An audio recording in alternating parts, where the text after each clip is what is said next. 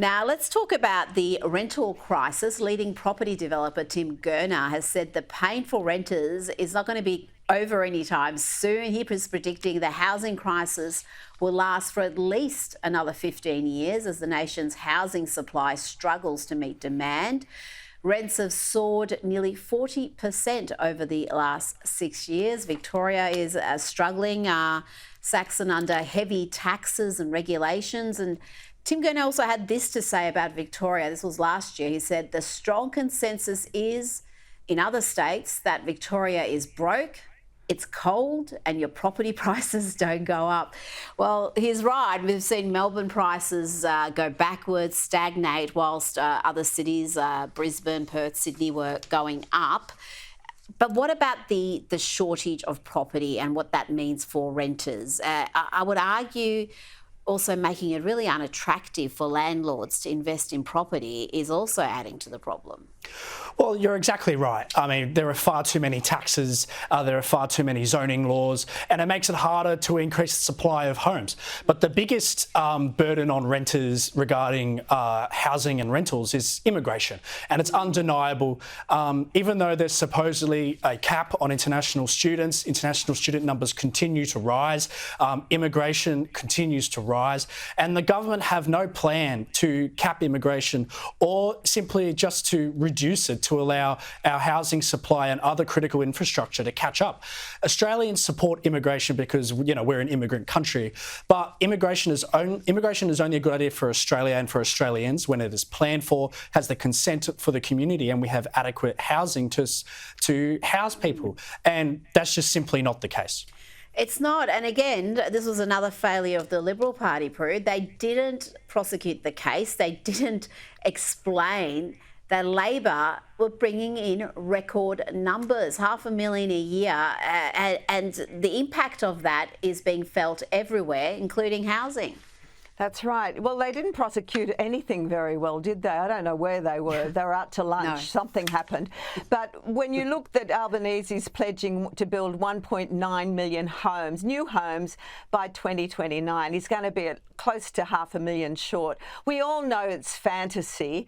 He was in denial about the problems he's created, not just through immigration, and he's in denial about that because he wants to keep doing it. But of course, he's in denial about building costs as well. We have the CFMEU and other union thugs imposing so much more money on developers. Why would anyone want to build if they can't make a profit? So we've got that. We've got the planning laws that are all tied up in red and green tape. The whole thing is a disaster, and it's only going to get worse. And Labor has no answers.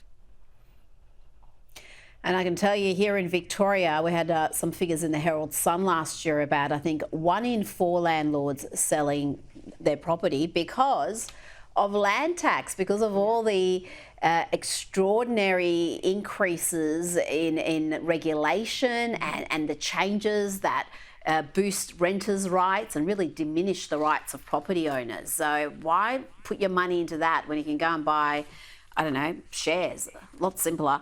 Now to another clash within the leftist ranks. The chair of Victoria's truth-telling body, the Uruk Justice Commission, has hit out at Premier Jacinta Allen's tougher bail laws because they won't help with Indigenous reconciliations. She said there will be collateral damage. Eleanor Burke also implied that the laws put the Victorian government's apologies to the Aboriginal people into question, saying that the Victorian government's apologies were important.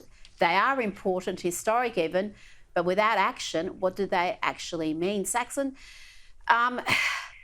this is a very interesting little dispute. The argument is made here that the bail laws that were in place, that so many in the community are dead set against and say are inadequate, the argument is made, well, they were made because of a lot of the activism from the Indigenous community, and now they're being abandoned.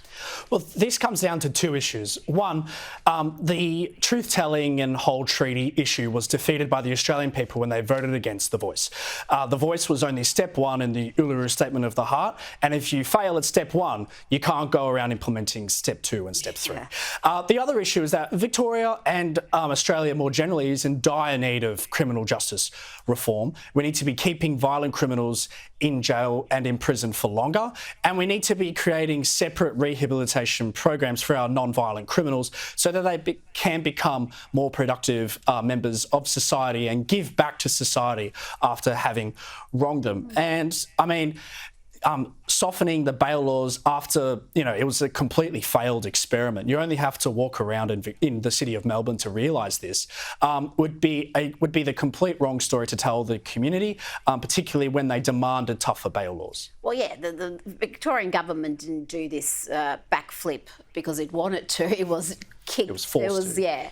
Dragged kicking and screaming to that position because this was becoming a huge issue in the electorate. Now let's switch to Sydney. The Lord Mayor of Sydney has put a ban on events being held at Sydney's parks due to, you guessed it, the climate crisis, and fears the council that it will accelerate severe weather events. The council noting that climate change is accelerating severe weather events and increased rainfall in the lead up to and during outdoor commercial events has resulted in significant damage to large sections of parks. Now, event planners have labelled the move as ludicrous, warning that it is hindering attempts to bring vibrancy back to the city. Even Premier Chris Minns has called for the ban to be overturned in order to bring back that vibrancy to the CBD and surrounds. Prue, it seems crazy that you've got the local council and the mayor making these decisions that are impacting negatively on New South Wales. I mean, it's the power of that city council seems to be disproportionate. It totally is. Every time this Lord Mayor opens her mouth, you should issue a storm warning because she is so obsessed with climate change. It's her raison d'etre. She's ruined the city with bicycle lanes so that our lane, it's impossible to get through any of the city streets because of it. And now our beautiful parks that are there for people to enjoy. We've got a dying city thanks to COVID and the fact that people don't want to go in there because it is so hard to get around. And she's going to slug the promoters anyway. I don't understand why there's a problem. I mean, let people enjoy the parklands and bring some life to the city. And she's going to go and slug the promoters to do repair work. So I haven't got a clue. She's the most destructive, willful person I've ever come across in political life. She's really, even Chris Minns, the Premier, is wringing his hands. But she's got so much power. She's conned the corporates in the city to vote for her, and she won't be moved, not by any cyclone or thunderstorm. She's going to stay till she's good and ready to damage the whole damn place. Well, you know what? They keep voting her in, so she could argue I've got a mandate to do precisely what I'm doing. But yeah, it's strange times when you've got the Melbourne Lord Mayor, who seems to be, though he's a leftist, more sensible than the one in Sydney. And Melbourne is supposed to be, the belly of the beast when it comes to leftist politics, but not in this case. Now, before you two go, I do want to talk about international events. Donald Trump has announced a massive $927 billion deal with Saudi Arabia, which will see huge investments made in energy security, defence, technology, critical minerals. And this comes off the back of an interim trade deal that he struck between the US and China. They've agreed to a 90-day truce, and the US, again, seems to be coming out on top in this deal. They've agreed to drop their tariffs from 145% on Chinese goods to 30%. China has dropped their tariffs from 125% to just 10% on US goods. Saxon, this looks like another win for President Trump. It exactly is. There has never been a bigger mandate for any president than to rewrite the arrangements regarding trade with the United States. And that's exactly what he's done. He campaigned heavily on tariffs. He told the entire world and the American people this is what he was going to do, and they voted him in. And mind you, I mean, the removal of tariffs is a good thing because in the end, a tariff on a good is essentially a tax on consumption. But this is his mandate, and he has done it successfully. He has rewritten the trade negotiations and trade arrangements with other countries. And if they are going to invest in energy security and critical minerals, then, I mean, these are good things, and they should be celebrated. He campaigned on. This is the thing. These are not surprises. It perhaps were surprises for people in the media, but he campaigned on this relentlessly. We've run out of time. Prue McSween, Saxon, thank you so much for your time tonight.